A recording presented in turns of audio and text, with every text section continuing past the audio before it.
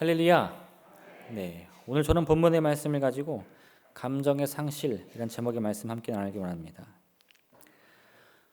감정은 그 자체로 아주 큰 힘이 있습니다. 기쁨이든 슬픔이든 행복이든 근심이든 그와 같은 감정이 우리 마음에 있을 때 그 감정이 주는 힘은 그것이 좋은 쪽이든 나쁜 쪽이든 아주 큽니다.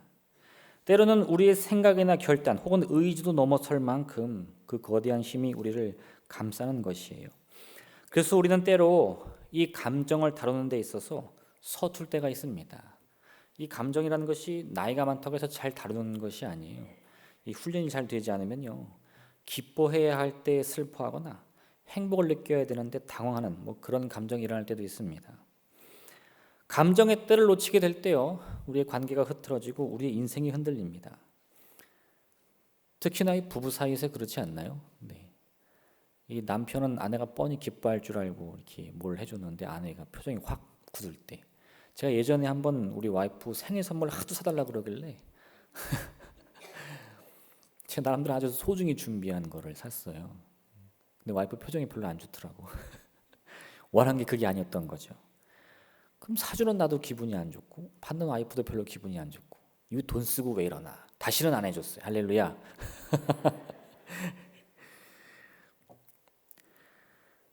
특히나 오늘 본문에서요, 예수님께서는 이와 같은 감정의 문제에 대해서 우리에게 말씀해 주십니다. 이 세대의 사람을 무엇이라고 비유할 수 있는가? 마치 피리 소리를 들어도 춤추지 않고 애곡 소리를 들어도 울지 않는 사람과 같다, 이렇게 말씀하십니다. 이게 어떻게 적용이 되냐면, 세례 요한을 보면서는요, 그는 꼭 귀신 들렸다 이렇게 생각을 하고, 예수님이 오셔서 또 세례 요한과는 달리 먹고 마시니까 먹기를 탐하는 사람이다 이렇게 비난한다는 거예요. 어느 쪽에도 흥을 맞출 수가 없습니다. 무엇이 문제입니까? 그 감정의 다스림이 전혀 되질 않는 거죠. 오늘 예수님의 말씀을 통해서 우리가 이 감정을 어떻게 대해야 하는지 함께 알아보고자 합니다. 첫 번째 제일 중요한 것은 우리는 감정의 노예가 되어서는 안 됩니다. 무엇보다도 이 감정의 지배를 받아서는 안 돼요. 이 말이 얼핏 들으면 무슨 의미인가 생각하실 수도 있는데 간단합니다. 이 감정이라는 것이요, 내가 주체가 되어서 내가 기뻐하기 위해 기뻐하고 또 슬퍼해야 할 때 슬퍼할 줄 알아야 되는데, 그런 것 없이 기쁨이나 슬픔이 나도 모르게 나오면요, 그건 조금 어려운 상황입니다. 그 자신이 생각하고 계획한 대로 말이나 행동이 나오는 것이 아니고요, 그 마음에 이 감정의 소용들이 그 자체대로 엉뚱한 말이 나오고 엉뚱한 행동이 나오기 때문에 그렇습니다. 최근에 이 분노 조절 장애라는 말을 종종 들을 수 있습니다. 제가 조금 찾아보니까 정식 명칭이 간헐적 폭발 장애라는 말이라고 하더라고요. 무슨 말이냐? 마음속에 있는 이 분노나 이 공격적인 성향이요, 억제가 되지 않아서 순식간에 폭발하는 겁니다. 근데 이게 우리가 흔히 알듯이 갑자기 버럭 욱 하는 그런 걸 말하는 게 아니에요. 몇 가지 이 사건이 일어났는데, 이 간헐적 폭발 장애를 갖고 있는 사람들은요, 지금까지 한평생 큰 문제 없이 살았어요. 아주 온순한 사람입니다. 근데 순식간에 이 분노가 폭발했더니 가족을 죽이거나요, 그 이웃을 몰살하는 아주 끔찍한 사건을 일으키는 거예요. 더 놀라운 것은요, 그들이 이 해를 입히는 사람들이 단지 여자나 약한 어린이들이 아니라 운동선수들, 또 이 거구의 군인들도 가리지 않고요, 그들 향해서 굉장한 공격성을 보입니다. 그러니까 상대를 봐가면서 화를 내는 게 아니에요. 그냥 그 화를 참지 못하고 달려드는 겁니다. 그랬더니 이 훈련이 잘 돼 있는 사람들도 그 사람이 그런 반응을 보일 줄 모르고 방심했다가 그냥 사고를 당하는 거죠. 물론 이것은 극단적인 예에 불과합니다. 그러나 우리가 말 그대로 이 감정의 노예가 되는 순간, 우리는 그와 같은 일이 나의 인생 가운데도 일어나지 말라고 생각할 수가 없다는 거예요. 하나님은 우리를 처음부터 이런 감정의 노예로 만들지 않으셨습니다. 감정은 우리의 인생을 좀 더 풍요롭게 할 수 있는 하나의 도구와 또 하나님의 선물일 뿐이지, 그 자체가 우리 인생의 중심에 들어서서는 안 된다는 거예요. 하나님이 처음 인간을 창조하셨을 때요, 이 같은 말씀을 주셨는데, 하나님이 그들에게 복을 주시며 하나님이 그들에게 이르시되 생육하고 번성하여 땅에 충만하라. 땅을 정복하라. 바다의 물고기와 하늘의 새와 땅에 움직이는 모든 생물을 다스리라 하시니라. 하나님이 우리 인간에게 주신 이 인생의 궁극적인 목적, 그 말씀 안에는요, 감정에 관련된 말씀이 없습니다. 화내라, 분노해라, 참아라 이런 말씀 없어요. 우리가 인생을 살아갈 때 우리가 바라봐야 될 목적이라는 것은요, 하나님이 주시는 그 복을 누리면서 생육하고 번성하여 충만한 삶을 사는 거예요. 그것이 사람이든 혹은 동물이든 함께 조화를 이루며 평화를 유지하면 되는 겁니다. 그런데 그 일을 하기 위해서는 감정의 힘도 필요할 때가 있죠. 참 좋은 도구가 될 수도 있습니다. 그런데 감정이 목적은 아니라는 거예요. 이와 같이 우리의 삶을 이루기 위해서 우리는 때로 이 감정의 힘을 의지하고 사용해야 될 때도 있습니다.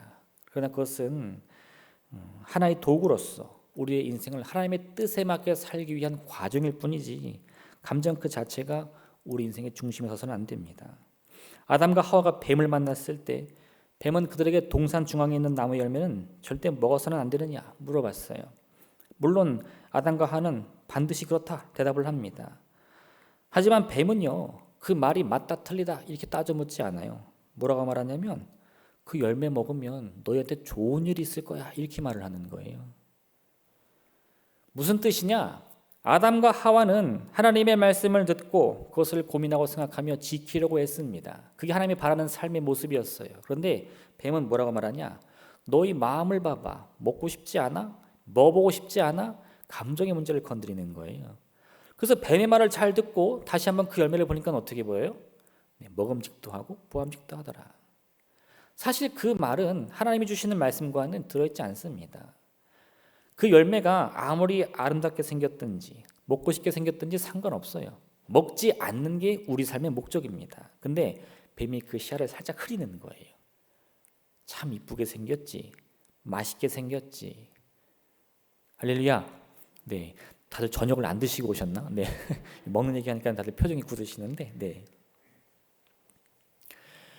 뱀이 노린 것이 무엇입니까? 하나님의 말씀을 따르려고 노력했던 이 아담과 하와에게 하나님의 말씀을 바라보는 그 시선을 그 감정의 소리에 귀를 기울이도록 유혹하는 것이었어요. 그리고 이런 뱀의 전략은 아주 딱 들어맞습니다. 아담과 하와는요, 하나님의 말씀을 거부하려고 했던 게 아니에요. 하나님을 대적하려고 했던 게 아닙니다. 아주 잠깐 자기의 마음의 소리가 외치는 그 감정의 소리에 귀를 기울인 것뿐이에요. 가만 보니까 나도 좀 먹고 싶은 생각이 좀 드는데, 맞아, 내가 하나님의 말씀 들을 때도 저 열매는 왜 이렇게 예쁘게 생겼지? 그 생각이 좀 들었어. 그럼 어떤 일이 생겨요? 나도 모르는 사이에 그 열매를 먹게 돼 있는 거죠. 그렇게 우리 인간은요, 사실 대놓고 하나님을 배신하려고 해서 죄를 지은 게 아니에요. 잠깐 그 감정의 소리에 유혹에 넘어져 가지고 나도 모르는 사이에 그 죄악의 삶을 살게 된 겁니다. 그리고 어떤 일이 벌어지는가? 그 감정이 나를 한번 이끌기 시작하니까 내 의지는 온데간데 없이 사라지고요. 내가 나를 봐도 이런 생각이 들어요. 이건 아닌 것 같은데, 이렇게 살면 안 되는 것 같은데, 그러면서도 그 삶을 멈출 수가 없습니다. 그렇게 자신도 모르게요, 스스로 넘어지고 나서는 나를 도와주려고 손을 내미는 사람한테도 오히려 상처를 주게 되는 거예요. 심지어 하나님을 향해서도 원망과 불평의 목소리만 높이게 됩니다. 내가 원하는 건 이런 게 아니잖아요. 근데 여러분, 그게 꼭 우리만은 아니에요. 성경에도 똑같은 얘기가 다 나옵니다. 하나님께서 요나를 부르셔가지고 니느웨 성에 가라고 하셨어요. 근데 그 말씀의 내용이 무엇이었냐? 니느웨 성이 40일 후에는 멸망한다는 거예요. 이 요나가 그 니느웨 성에 도착해서 하나님의 말씀을 선포하면 그 성은 언제 망해요? 그 말씀을 선포하고 40일 이후에는 망하는 거예요. 근데 이 말을 들은 요나의 마음이 어땠느냐? 생각이 아니라 그 마음이 화가 났어요. 왜냐? 우리 하나님은 자비와 긍휼이 넘치시는 분이기 때문에 그 성을 아마도 용서하실 건가 보다, 그 생각이 들어가지고 화가 났습니다. 그 분노로 인해서 이 요나가 한 행동이 뭐죠? 도망치는 거예요. 하나님의 얼굴을 피해 도망치는 겁니다. 하나님은 끝까지 그를 붙드셔가지고 니느웨 성에 보내시고 말씀을 선포하게 하시는데 하나님의 말씀을 다 선포하고 나도요 그 분노가 사라지지 않아요. 그래서 저 멀찍이 떨어져서 자리를 잡고 니느웨 성이 망하나 내가 지켜보자 이렇게 이를 바득바득 가는 겁니다. 하나님이 그에게 말씀을 주시면서요 하나님의 진짜 뜻이 무엇인지 그 사랑이 얼마나 끝이 없이 큰지 아무리 설명해도요 요나는 내가 죽기까지 성을 내도 옳습니다 대드는 거예요. 이와 같은 요나의 반응은 다른 게 아닙니다. 뭐 고민하는 게 아니에요. 내가 어떻게 하나님 골탕 먹이지 이렇게 생각하는 게 아니에요. 그 마음의 소리에 귀를 기르는 겁니다. 화가 나 참을 수가 없어. 누구를 쳐서라도 화를 풀어야겠어. 그게 누구라도요 그게 하나님일지라도 못 참겠는 거예요.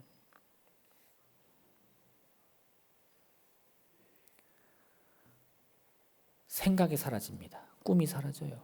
이성이 사라집니다. 그냥 그 마음과 생각에 분노만 가득해요. 우리 자신이 감정의 지배를 받는 순간 우리는 더 이상 우리 자신으로 있을 수 없습니다. 그건 진짜 요나의 모습이 아니에요. 실제 요나가 그런 삶을 살았다면 그는 하나님께 부름받아 그 귀한 역할을 감당하는 선지자가 될 수도 없었을 겁니다. 지금까지 잘해왔어요. 그런데 그 한순간 그 감정의 고를 넘지 못하자 그 인생이 나락으로 떨어지고 만 겁니다. 하나님께서 보시기에 좋을 만큼 너무나 아름다웠던 우리의 존재가 이 감정의 문제를 넘지 못하고요. 그 노예가 되고 만 것이. 이것은 하나님을 믿는 사람이나 안 믿는 사람이나 모두 똑같이 적용됩니다. 사실 하나님을 믿는다고 해서요. 감정이 쉽게 잘 조절되는 것은 아니에요. 우리도 하나님을 믿지 않는 사람들과 똑같이 이 감정의 문제는 너무나 어렵습니다. 그런데 그래서 하나님은 그 감정의 문제에 집중하라고 말씀하시는 거예요. 거기 지지 말고 이기라고. 하나님께서 애굽에 10가지 재앙을 내리셨는데 그 10가지 재앙으로 이 애굽의 왕 바로가 자존심을 굽힙니다. 모세를 불러가지고 이렇게 말해요. 너희와 이스라엘 자손은 일어나 내 백성 가운데에서 떠나 너희의 말대로 가서 여호와를 섬기며 너희가 말한 대로 너희 양과 너희 소도 몰아가고 나를 위하여 축복하라. 이게 사실은 이 바로의 항복 선언입니다. 내가 졌습니다. 여호와가 승자입니다. 그러니 여호와의 말씀대로 이스라엘 백성 데려가십시오. 이런 뜻이에요. 이미 전쟁 다 끝났습니다. 바로는 졌고 하나님이 이겼습니다. 그런데 이 이스라엘 백성이 애굽을 떠나서 홍해 앞에 발이 묶였다라는 소식을 듣자 성경은 이렇게 말하던데 바로의 마음이 변했다 표현하고 있어요. 하나님의 능력을 다 봤어요. 온 제국을 다스리는 이 바로의 힘으로도 하나님을 이길 수가 없었습니다. 그래서 두 손 두 발 다 들고 항복을 선언했어요. 그런데 다시 그 마음이 바뀝니다. 왜 그랬을까요? 화가 났기 때문이에요. 내가 졌다는 게 자존심이 상했기 때문이에요. 그래서 자기 입으로 하나님의 뜻이 섭리인 것을 고백하고 나서도 그 마음을 다시 뒤집습니다. 그리고 어떻게 해요? 군대를 모아서 그들을 치러 가는 거예요. 하나님이 그에게 보여준 기적이 뭡니까? 나일강이 피로 변하는 겁니다. 온 애굽이 개구리와 이와 파리와 악질과 독종으로 들끓는 거예요. 메뚜기 떼가 와서 올해 먹을 곡식이나 내년에 먹을 곡식이나 싹 먹어치우는 겁니다. 또 애굽의 모든 장자들이 그 목숨을 잃고 그 곡소리가 멈추질 않았어요. 근데 그 모든 모습을 다 보고도요, 이 바로가 감정이 무너집니다. 복수하겠다는 거예요. 한 번 더 도전하겠다는 거예요. 하나님을 이기겠다는 겁니다. 그리고 그가 얻은 결과는 무엇입니까? 그 군대마저 다 잃어버리고 맙니다. 이스라엘 민족을 이끈 모세라고 해서 다를 것이 없습니다. 모세의 누이 미리암이 죽고 나서요, 얼마 지나지 않아 이스라엘 민족이 또다시 불평합니다. 이번에는요, 이제 물이 없다고 막 화를 내니까 모세도 마음이 좀 상했어요.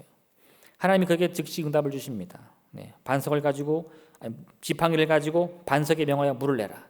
근데 모세가 웬일인지 감정을 억누를 수가 없어가지고 지팡이로 반석을 두드렸어요. 물이 나오라고 팍팍. 좀 화가 났겠죠. 물론 반석에서는 물이 나왔고 사람들은 그 갈증을 해소할 수 있었어요. 하나님이 말씀을 주십니다. 여호와께서 모세와 아론에게 이르시되 너희가 나를 믿지 아니하고 이스라엘 자손의 목전에서 내 거룩함을 나타내지 아니한 고로 너희는 이 회중을 내가 그들에게 준 땅으로 인도하여 드리지 못하리라 하니라. 지금까지 잘해왔는데 결국은 그 약속의 땅 문턱에서 이 모세는 못 들어간다는 겁니다. 내가 표현한 감정이라는 것은요, 그저 아침 이슬처럼, 아침 안개처럼 있다가 사라지는 그런 것이 아닙니다. 이 감정이라는 것은 참 신기한 게 한 번 내 몸 밖을 나가면, 그게 말이든 그게 행동이든 한 번 그게 표현되면요, 그건 반드시 목표를 향해 날아갑니다. 내가 대상으로 하고 있는 그 사람을 향해 쏜 살처럼 날아가는 거예요. 그리고는요, 그 화살은 반드시 나에게 되돌아오게 되어 있어요. 이게 그 아메리카 원주민의 속담이에요. 분노는 양끝이 뾰족한 화살로 되어 있어서 앞으로 나간 화살은 반드시 나에게 되돌아온다, 이겁니다. 우리가 감정을 조절해야 하는 이유는요, 그것이 옳기 때문입니다.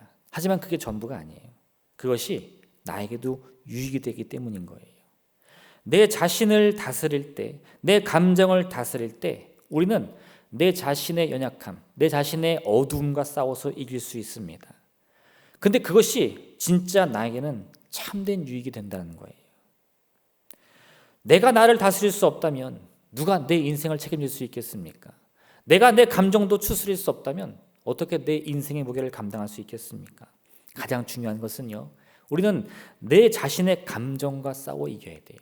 다스릴 수 있어야 됩니다. 제어할 수 있어야 됩니다. 그 감정이 하나님이 본래 우리에게 주신 그 목적대로 우리 인생을 위한 풍성한 도구로 사용되어야지 내 인생을 이끌어서는 안 되는 거예요. 두 번째, 더 큰 문제는요, 특히 오늘날 우리의 감정이 점점 사라지고 있다는 데 있습니다. 우리가 또 하나 기억해야 될 것이 있는데, 이 감정을 조절한다는 것은요, 그 반대로 감정을 없앤다는 것을 뜻하는 것이 아니에요. 감정을 조절하라고 했더니 무조건 억누르는 거예요. 기쁨도 억누르고 슬픔도 억누르고 나중에는 아예 감정이 사라져 버려요. 여러분, 근데 오늘 예수님의 말씀은 그게 가장 안 좋다는 거예요. 감정을 조절하여 잘 사용하는 게 제일 좋은 거고, 그게 안 되면 차라리 그 감정이라도 나타나야지 감정을 완전히 잃어버리는 게 가장 위험하다는 겁니다. 감정의 상실, 여러분, 감정의 조절과 감정의 상실은 완전히 다른 개념이에요. 저는 감정을 굉장히 잘 조절합니다. 화를 내는 적도 없고요, 누가 아무리 슬픈 얘기를 해도 우는 적이 없어요. 이게 뭐예요? 이건 조절이 아니라 상실이에요. 잃어버렸어요. 그 사람은 감정이 없습니다. 이런 말 많이 들어보셨죠? 네, 찔러도 뭐가 안 나와? 피 한 방울 안 나올 것 같아. 그게 뭐예요? 그거는 자랑할 만한 얘기가 아니에요. 그건 감정을 잃어버린 겁니다. 감정을 조절하는 것은 내 안에서 여전히 이 폭발적인 에너지를 가진 감정을 품고 있는 거예요. 근데 그 폭발적인 에너지를 내가 잘 제어해서 필요한 순간마다 나의 유익을 위해 쓸 수 있는 능력, 그게 감정을 조절하는 거예요. 그런데 그게 두렵다고 해서 이 감정을 완전히 억눌러서 없애버리면, 물론 이것을 조절할 힘은 안 들겠죠. 그런 고통은 없겠죠. 그런데 그 인생이 더 위험하다는 겁니다. 우리는 이 감정의 힘을 통해서 때로 내 자신을 위로하기도 하고 절망 속에서 새로운 소망을 발견하기도 합니다. 그 힘은 우리의 인생을 위해서 반드시 필요한 거예요. 그런데 오늘 예수님께서는 우리에게 말씀하실 때 우리가 이 감정의 노예가 되는 것, 그것을 넘어서 이제는 그 감정을 상실하고 있다고 말씀하십니다. 왜 그럴까요? 왜 우리는 오늘날 피리 소리가 들려도 춤추지 않고 애곡 소리가 들려도 울지 않고 있습니까? 원인은 너무 간단한데요, 이 감정이라는 에너지를 소비하는 것을 원치 않기 때문입니다. 내가 감정을 느껴보니까 이 감정에는 많은 힘이 들어가거든요. 제가 감정을 에너지라고 표현했는데, 이 에너지는 반드시 뭔가 공급받는 힘이 있어야 돼요. 우리가 살아가려면 매일 세 끼 밥을 먹어야 하듯이 이 감정도, 그 감정을 유지하려면 많은 힘과 노력이 들어갑니다. 그게 너무 괴로우니까 그 자체를 멈춰버리는 거죠. 우리가 운동을 하면요, 우리 몸에 있는 에너지를 사용하는 것과 마찬가지로 우리 마음에 이 감정의 물결이 출렁거리기 시작하면 우린 그것을 제어하기 위해서 상당한 노력을 요하게 됩니다. 특히 감정은 이 정신적인 면에만 국한된 게 아니에요. 무슨 말이냐? 마음을 잘 다스린다고 해서 감정제가 잘 되는 게 아니에요. 제가 이거 진짜 경험해 봤는데, 제가 종종 말씀드렸는데 예전에 제가 그 가장 오래 한 금식이 5일 금식이었어요. 뭐 하고 싶어서 한 것도 아니고, 여기 오기 전에 여의도 순복음교회 제가 있었잖아요. 근데 거기 들어가려니까 뭐라고 해요? 입교 시험이라고 해야 되나? 그 시험 과목이더라고. 5일간 금식을 할 수 있는가? 그래서 기도에 들어가가지고 월요일부터 토요일까지 금식을 하는 겁니다. 근데 이게 일종의 이제 뭐 세상 말로 하면은 입사하는 거잖아요. 면접 시험이잖아요. 견뎌내야 되는 거잖아요. 각오를 다지고 막 정신을 바짝 차리니까 월요일, 화요일 견딜만 하더라고요. 이틀을 굶었는데 아무렇지도 않더라고요. 야, 이거 견딜만 하네. 할만 하겠다. 근데 한 금요일쯤 되니까 막 힘이 없고 그런 게 아니고 몸은 아무 이상 없습니다. 정신도 아무 이상 없어요. 그런데 저희 방에 함께 이제 숙소에 침대가 2층 침대였어요. 1층이 있고 2층이 있고. 그럼 2층 침대에 가려면 이렇게 사다리를 올라가야 되잖아요. 저는 이게 계속 1층에서 자다가 이제 거기 2층에 있는 분하고 얘기를 좀 하려고 2층으로 올라가려고 사다리를 딱 잡는데 힘이 확 풀리더라고요. 나도 모르게.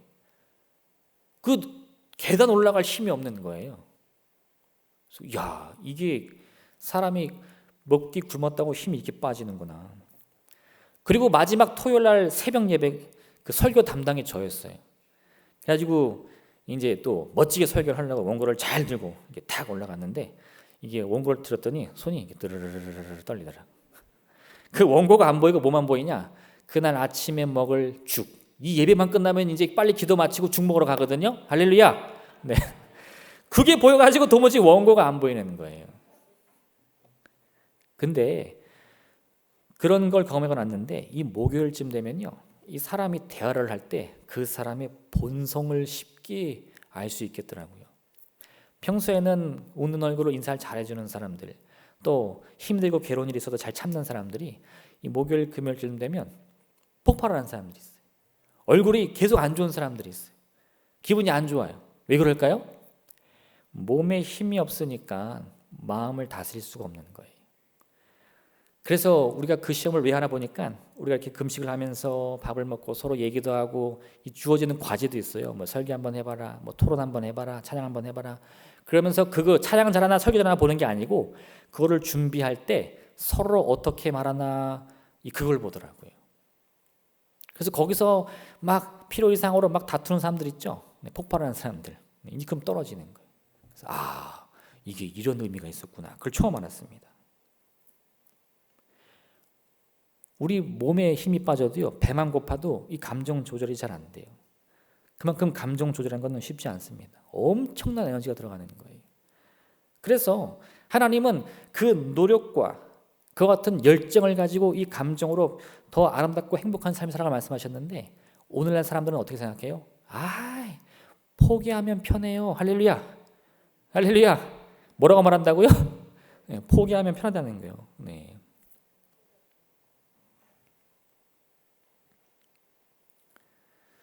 우리는 흔히 사랑에 반대는 말을 미움이 아니라 무관심이라고 말합니다.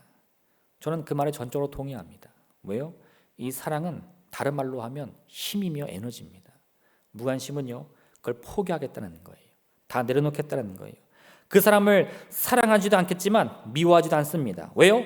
미움조차도 힘이며 에너지이기 때문에 그것도 쓰고 싶지 않다는 겁니다. 이것만큼 사랑과 반대되는 의미가 또 뭐가 있겠습니까? 오늘 예수님께서는 우리가 행하는 가장 큰 죄악이 있다면 그건 피리 소리에도 마음을 움직이지 않는다는 거예요. 남의 슬픔에도 위로의 손길 한번 주지 않는다는 겁니다. 감정의 상실이야말로 우리가 가장 경계해야 할 이 시대의 가장 무서운 죄악이라는 거죠. 내 자신이 감정을 느끼지 않는 것이 무엇이 잘못입니까? 감정을 조절해야 한다고 해서 기쁨이나 슬픔을 그냥 묻어두고 있는데 그게 왜 잘못입니까? 말하고 싶겠지만요, 감정의 상실은 어떤 결과를 가져오느냐? 관계의 상실로 이어집니다. 이건 필연적인 거예요. 왜요? 관계는 감정을 기반으로 이루어집니다. 감정이 없는 관계는 없어요. 그거는 그냥 계약에 불과합니다. 더 이상 관계가 아니죠. 진정한 관계는요, 어떤 관계든 반드시 감정을 나눠야만 되는 거예요. 그게 어떤 감정? 좋은 감정을 나눌수록 좋겠죠.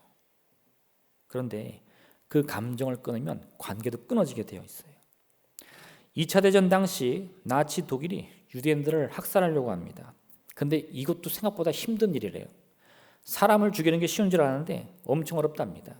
그래서 이 독일의 많은 군인들이 어떻게 하면 빠르고 효율적으로 유대인들을 많이 죽일 수 있을까? 그걸 연구했어요. 그런데 어떤 장비도 그렇고 어떤 시스템도 그렇고 장소도 그렇고 뭐 방법도 있겠지만 유대인들을 죽이는 데 있어서 가장 큰 장애가 무엇이었냐? 바로 이 독일 군인들의 양심이었습니다.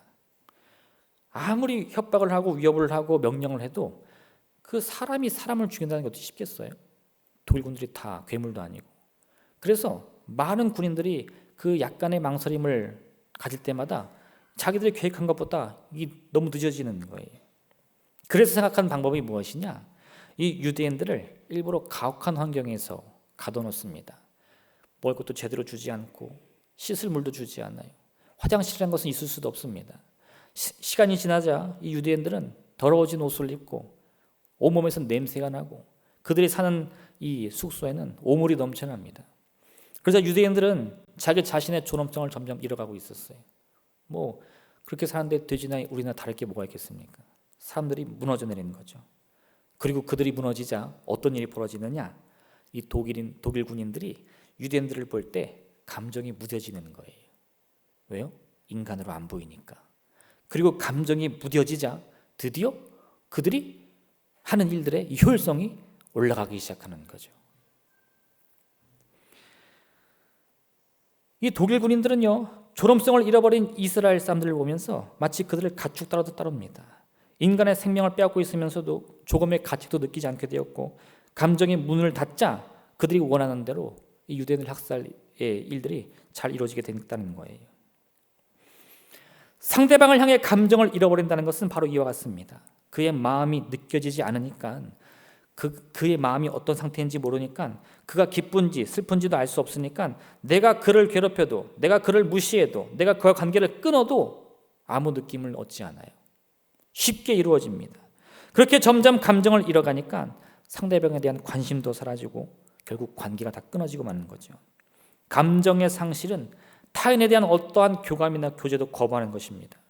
오직 나만을 위해 사는 거예요. 오직 나만을 위해. 우린 그걸 뭐라고 부르죠? 이기주의라고 부릅니다. 이기주의는 다른 게 아니에요. 남들보다 욕심이 많은 것이 아닙니다. 남들보다 열정이 많은 것도 아니에요. 감정을 잃어버리는 게 이기주의입니다. 그리고 예수님께서는요, 오늘 이 말씀을 통해서 감정의 상실이야말로 우리가 가장 경계해야 할 위험이다 말씀하고 있습니다. 마지막 세 번째, 이 잃어버린 감정을 되찾기 위해 또 우리 안에 있는 이 감정의 소용들을 잘 다스리기 위해서 무엇을 해야 되느냐? 답은 사랑밖에 없습니다. 할렐루야. 네, 감동이 전혀 없어, 그죠? 네, 그럴 줄 알았어. 여러분, 제가 그 이유를 잘 설명드릴게요. 네. 움베르토 에코라는 사람이 쓴 장미의 이름이라는 소설이 있어요. 1980년대 출판되었는데 출판될 당시에 800만 부가 판매되었고 지금까지 3천만 부 이상이 팔린 최고의 베스트셀러 중 하나입니다. 소설의 주된 내용은 1327년 이탈리아 어느 수도원에서 벌어진 그 살인 사건을 다루고 있어요. 그래서 소설을 읽어보면 그냥 하나의 어떤 스릴러 같은 생각이 좀 들어요. 추리 소설 같은 느낌이 좀 들어요. 그런데 책 굉장히 어렵고 굉장히 두껍고 아주 많은 내용이 들어 있습니다. 그 중에 하나 제가 기억에 남는 주제가 하나 있었는데 뭐냐? 예수님이 웃으셨느냐 이거예요. 네. 두 수도원이 싸우는 거예요. 한쪽 수도사는 예수님은 웃으셨다는 거죠. 왜요? 인간으로 오셨으니까. 그 성경에 예수님이 분명히 우셨다고 했으니 웃는 것도 너무 당연하다 말씀하는데 다른 수도사는 그렇게 하지 않습니다. 예수님은 결코 웃으신 적이 없다. 왜요? 성경에 말한 적이 없으니까. 웃음은 천박한 것이고 어리석은 것이고 불공견한 것이고 그렇기 때문에 웃음은 악마적인 것이다. 우리 교회가 해야 할 일은 모든 예배 가운데 우리의 삶 가운데 이 웃음을 몰아내는 것이다. 그렇게 말을 해요. 지금은 뭐 실소를 금할 수 없는 얘기인데 실제 그 당시 많은 이 가톨릭 수도사들은 이 문제를 가지고 고민했습니다. 씨름했어요. 예수님은 정말 웃으셨는가? 근데 왜 그게 고민이 됐을까? 제가 생각해 보니까 웃음이 없는 교회, 웃음이 없는 예배, 정말 그것을 바라보는 그들이 하나님을 웃으셨는가 상상할 수가 없는 거예요. 어린아이를 둔 엄마는요, 항상 그 얼굴에 미소를 띠고 있습니다. 왜일까요? 행복해서? 네, 물론 그렇기도 하지만 또 하나는요, 아이를 위해서예요.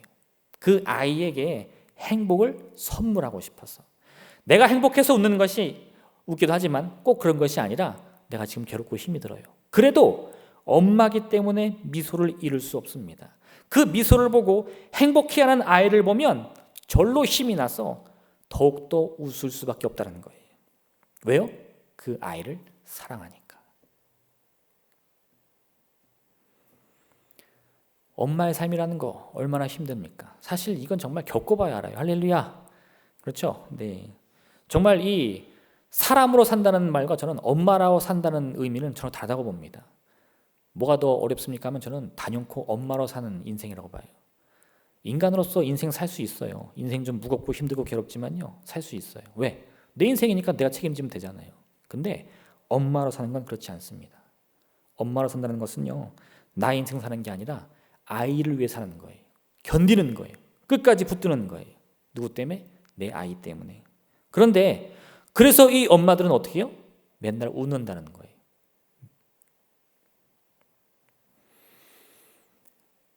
우리는 예수님께서 좋은 말씀을 많이 해주시기 때문에 그분을 믿는 게 아닙니다. 부모가 아이를 사랑하듯 그 사랑하는 아이를 위해서 늘 웃음으로 사랑으로 그 아이를 품어주는 것처럼 예수님께서 우리에게 늘 미소를 보여주시고 사랑을 베풀어 주시고 치유해 주시고 고쳐주시기 때문에 우리 예수님을 믿는 거예요. 예수님은 훌륭한 분이기 전에 우리의 부모가 같은 존재입니다. 내 모든 삶을 붙들어 주셨어요. 감싸 주셨어요. 그걸 알기 때문에 우리는 예수님의 말씀을 잘 몰라도 우리는 그분을 우리 마음 깊이 사랑하며 따른다는 겁니다. 예수님께서는요, 우리가 피를 벌면 춤을 추시는 분입니다. 우리가 곡을 하면 함께 울어주시는 분이세요. 왜요? 우리를 사랑하시니까. 하나님께서 왜 우리를 사랑하십니까? 우리를 사랑하는 것이 또한 하나님께는 가장 큰 기쁨이기 때문에 그렇습니다. 아이를 위해 늘 웃으며 그 아이의 감정에 반응하는 부모는 세상에서 가장 행복한 사람입니다. 그리고 그게 우리를 품으시는 하나님의 진짜 마음이라는 거예요. 그래서 하나님은요, 우리가 하나님을 향해서 원망할 때에도, 하나님을 배신해서 등을 돌릴 때에도 하나님은 오히려 자신이 스스로 고통을 겪으면서도 우리를 되돌리려고 노력하셨어요. 끝까지 우리를 붙드시려고 예수님 스스로 그 생명을 내어놓기로 결정하십니다. 이 모든 게 뭐예요? 우리를 위한 사랑 때문이라는 거죠. 그리고 그 사랑 때문에 우리는 하나님의 참된 그 감정을 느낄 수 있게 되는 거죠. 하나님의 사랑은 단순히 우리를 이뻐해 주시는 그런 마음이 아닙니다. 참된 사랑은 그 대가가 무엇이든지 자신의 모든 것을 내어서라도 그 대가를 감당하려는 마음인 거예요. 우리 아이들이랑 같이 이렇게 길 걷다 보면 주변 동네 어르신들이 이런 말 많이 해요. 참 예쁘다. 말 잘한다. 할렐루야. 기분 나쁘세요? 네.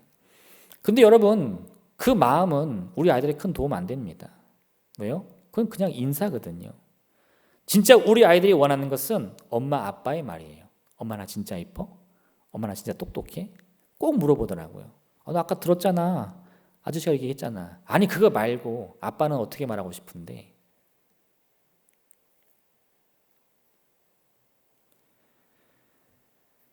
하나님은요, 우리를 위해 어떤 대가도 감당할 준비가 되어 있으세요. 그 사랑의 무게를 다 감당하려고 작정하셨습니다. 그래서 하나님께서는요, 우리를 사랑한다고 말씀하시는 거예요. 하나님이 그같이 말씀하시는 의미는 하나님께서 우리를 사랑하시기 위해서 어떤 감정의 소모도 아끼지 않겠다는 말씀이십니다. 필요하다면 그 목숨까지도 우리를 위해 내어주시겠다는 말씀이십니다. 우리가 너무나 쉽게 감정의 노예가 되는 이유가 무엇입니까? 감정을 다스리는 것보다 감정을 따르는 게 쉽기 때문입니다. 참지 않으면 돼요. 포기하면 됩니다. 그런데 그 감정을 소모할 필요도 없고 감정을 다스릴 힘도 없는 우리에게 하나님은 사랑으로 보답해 주셨어요. 왜요? 그게 진짜 행복이니까. 이제 우리가 바라봐야 할 길은 바로 하나님 우리에게 주신 그 사랑의 길인 것을 믿으시길 부탁드립니다. 힘들 거예요. 생각보다 많이 괴로울 거예요. 그런데 여러분, 그게 옳은 일입니다. 그게 여러분을 위한 일이고 그게 여러분과 함께하는 모든 사람을 위한 유익인 것을 꼭 기억하시길 부탁드립니다. 이스라엘 민족이 애굽을 나와서 가나안 땅을 향해 갈 때 하나님께서는 그들 모두를 향해서 가나안 땅의 우상 숭배를 경계하라고 말씀하십니다. 왠 줄 아세요? 물론 가장 중요한 것은 하나님 외에 다른 신을 섬기면 안 되니까. 그렇죠? 할렐루야. 네, 이건 정답이고요. 또 다른 의미가 있는데 여러분, 이 가나안의 신 바알은요 특징이 있어요. 뭐냐? 이 번영을 뜻하는 풍요를 상징하고요. 또 하나는 이 농작물의 이 풍년을 의미하는 비를 또 관장하는 신입니다. 근데 문제는 이 풍요 또 이 다산 이러한 의미들을 이 가나안 사람들은 어떻게 해결하느냐? 쾌락으로 해결했어요. 바알을 섬긴다는 것은 곧 이 술이나 이 성적인 문란을 통해서 쾌락을 극대화시키는 거예요. 그 감정이 바알을 위한 일이라고 말을 합니다. 사실은 자기들이 하고 싶으면서. 그래서 이 가나안 땅에 들어온 이스라엘 사람들을 보니까 일종의 문화 충격을 받는 거죠. 야, 저렇게 쉬운 방법이 있었어? 우리는 왜 지금까지 이렇게 고생한 거야? 할렐루야. 할렐루야. 아멘이 안 나와. 그죠? 하나님 믿으려니까 얼마나 힘들어요. 말씀도 들어야 되고 지켜야 되고 하지 않는 것도 얼마나 많아. 할렐루야. 네. 근데 옆집 가니까 맨날 술 먹고 놀아. 할렐루야. 네. 이거 방송에 나가나? 그래 안 되는데. 제가 이 길을 가다가 얘기해도 되나? 그냥 듣고 넘어가 주세요. 여기 옆에 성당을 지나가는데 체육대회를 하시는 거예요. 체육대회를 하는데 이 마당에다가 운동하시면서 이 막걸리를 괴짝으로 넣고 막 드시더라고요. 네. 누구 성도님 누구 없나 이렇게 한번 쭉 보고 그죠? 어쨌든 그러니 이스라엘 사람들이 너무 쉽게 이 바알 숭배로 넘어가는 거죠. 네, 여러분, 이러한 바알 숭배라는 것은요 오늘날 감정의 상실이라는 모습으로 우리에게 다가오고 있습니다. 쉽게 살라는 거예요. 고민하지 말라는 겁니다. 왜 너만 괴롭게 살아? 왜 너만 힘들게 살아? 나 따라오면 편할 거야. 남의 기쁨이나 슬픔은 나와 관계없는 일이라고 치부해버립니다. 난 너무 바쁩니다. 너무 힘듭니다. 내 몸 건사한 것도 힘이 드니까 하나님 나 신경 쓰지 마세요. 근데 여러분, 이런 감정의 상실이야말로 오늘 이 시대에 사탄이 가장 우리에게 원하는 유혹인 것을 꼭 기억하시길 바랍니다. 저는요, 이게 사탄이 우리를 유혹하는 최신의 전술이라고 확신해요. 연애도 안 해요. 연애를 안 하니까 뭐도 안 해. 당연히 결혼도 안 하죠. 어찌어찌 결혼해도 뭐예요? 애를 안 낳아요. 마음을 잃어버리는 순간 우리는 더 이상 참된 인간이 될 수 없습니다. 우리는 뭘 얻기 위해 교제하는 게 아니에요. 나누기 위해 교제하는 겁니다. 힘들어도요, 그래도 하는 거예요. 괴로워도요, 그래도 하는 거예요. 왜요? 그게 하나님 우리에게 원하시는 거니까. 그리고 그 끝에 진짜 행복이 있으니까. 우리는 지금 내 몸이 괴로워서 하나님 바라보는 게 아닙니다.